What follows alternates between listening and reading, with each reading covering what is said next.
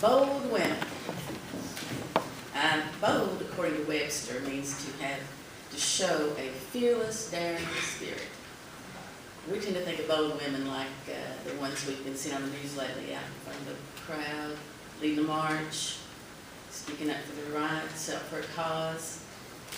But today, I've chosen a different sort of bold woman.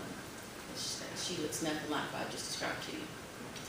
She was a young Jewish girl who complied with the unfair government proceedings without protest, even though they were not only unfair, but in our standards today, downright abusive. This bold young woman lived during a time when the nation of Israel had been defeated by its enemies and taken captive.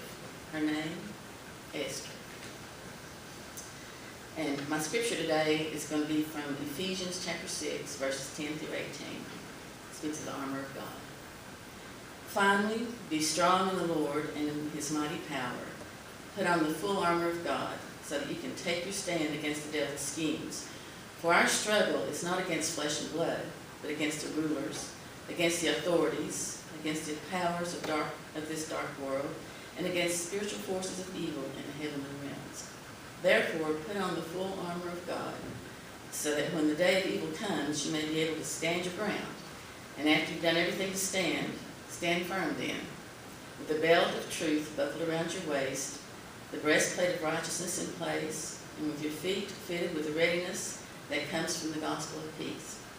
In addition to all this, take up the shield of faith, with which you can extinguish the flaming arrows of the evil one. Take the helmet of salvation and the sword of the Spirit, which is the word of God. And pray in the Spirit on all occasions with all kinds of prayers and requests. In my lifetime, I've been acquainted with two Esthers.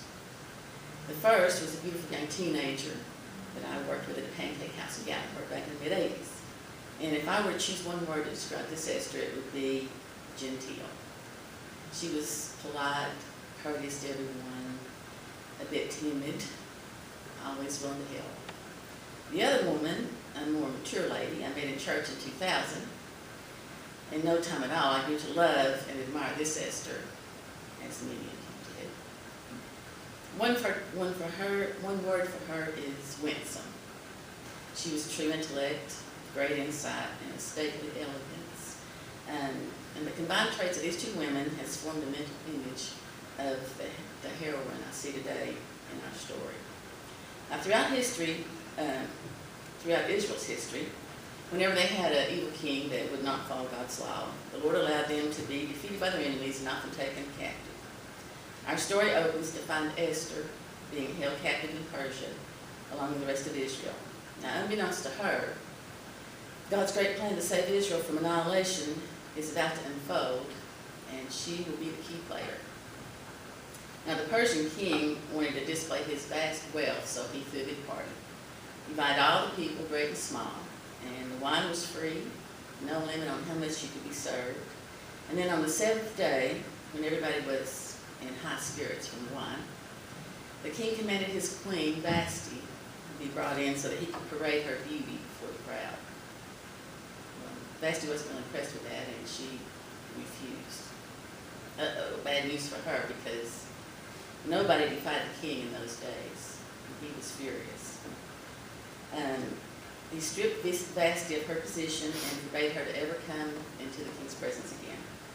And so began the search for a new queen, and Esther enters the scene.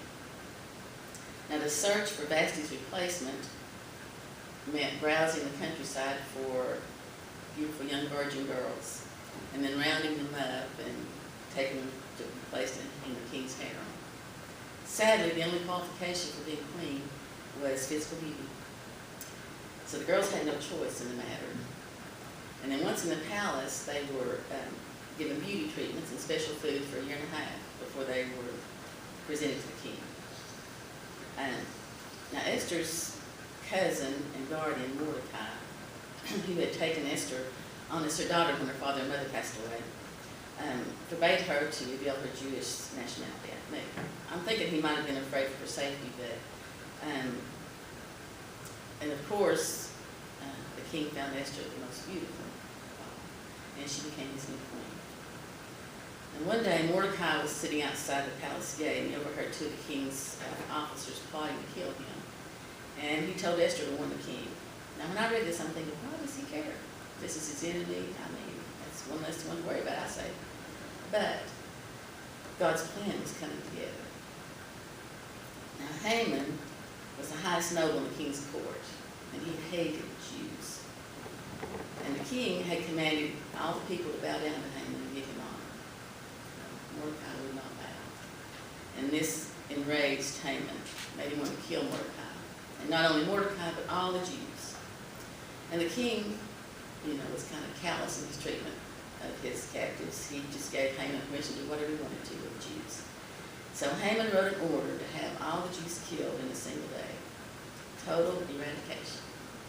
On the 13th day of the 12th month, the month of Adar, all Jews, young, old, women, and children, were to be massacred. Now Mordecai sat in sackcloth and ashes, wailing loudly and bitterly, and fasted. When the word came to Esther about Mordecai's distress, she sent her servant to find out what was wrong. And Mordecai explained the situation to the servant and told him to ask Esther to go into the king's and into his presence and beg for mercy for the people. Now, that seems like a small request, something that the queen could do easily, but not necessarily, because if anyone came before the king's presence that had not been summoned, they would be put to death. And Esther was afraid because he had not called for her in 30 days. So it was a really grave request to make of somebody so young. And what happened next became the focus of my lesson today, and also the demonstration of what great faith looks like. Mordecai told Esther, if you keep quiet, God will send another deliverer. But he reminded her, you are a Jew, and you won't be spared just because you're in the king's house. Okay, Esther agreed to do it. But before she went to the king's presence, she asked Mordecai to gather all the Jews, fast and pray for her for 3 days. And on the 3rd day, Esther went into the king's presence. I'm sure most of you know that God don't really tell us ahead of time what the plan is.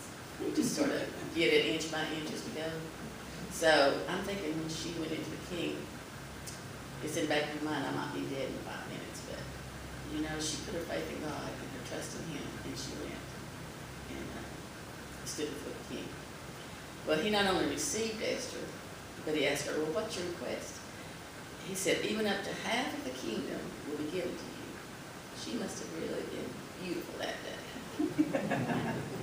So Esther asked the king to invite Haman to a banquet, and there she would make her request known. Meanwhile, God's working at the plan. So Haman was puffed up at being invited to a banquet by the queen, and he bragged to his friends about his wealth and his position, the king invitation, from Queen Esther. Still, how could he enjoy himself with Mordecai still alive? So he set up a pole 75 feet tall and planned to ask the king to have Mordecai impaled on it. Well, that night the king couldn't sleep. So he ordered the book of the record of his reign brought to him and read. And then he found where Mordecai had exposed his assassins. What honor did Mordecai receive for this? The king asked. Nothing, answered his attendants.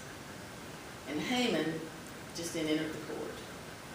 And so the king turned and asked him, he said, what should be done for the man the king lost to honor? Well, you know what Haman's thinking. That's me. So he starts thinking, he says, well, a royal robe that the king has worn, a horse the king has ridden with a royal crest on its head to ride through the city proclaiming what the king did for him. Yeah, good. Get it at once, the king said, and give it to me. What? Imagine Haman's distress. Crushed, Haman put the robe on Mordecai, put him on the horse, and led him through the streets proclaiming, this is what is done for the man the king lost to honor. And so the king then asked Esther, so what's your request? Spare my people, for I and my people have been ordered killed, Esther told him. Well, who would do such a thing, the king asked. Well, this vile Haman. king stormed out in a rage, and Haman fell down before Esther to plead for his life. And when the king walked back in and saw Haman around his queen, he was livid. So Haman's fate was sealed. One of the king's servants said, "You know, a pole 75 feet tall stands by Haman's house. He had it set up for Mordecai." "Impale him on it," the king said. And that same day, the king gave Esther Haman's estate. When Mordecai came into the king's presence, Esther told how she was related to him. And the king took off the signet ring that he had taken back from Haman and gave it to Mordecai. And Esther appointed him over Haman's estate. The king stopped the order to kill the Jews, plus he gave the Jews the right to assemble and protect themselves, to kill the enemies, and even plunder their property. Now, Esther didn't set out to be a leader or to show a fearless, daring spirit. Still, she went into the king's presence knowing it might mean death. And as it was with Esther, being bold has less to do with our strength of character than it does with our trust in God. Mordecai was right. God would have sent another deliverer, but he chose Esther. And he's choosing us. Now, Jesus told him, if the people are silent, the stones will cry out. I don't know about you, but I don't want to rock. All we need to do is remember that God's in control. He's promised never to forsake us. In Matthew 28:20, Jesus said, "Lo, I am with you always, even until the end of the world." And God's behind the scenes, working out details. All you and I have to do is show up with our armor on and stand, trusting in His mighty power. So be bold. Believe God's word from Psalms 81:10. He says, "I am the Lord your God, who brought you out of Egypt. Open wide your mouth,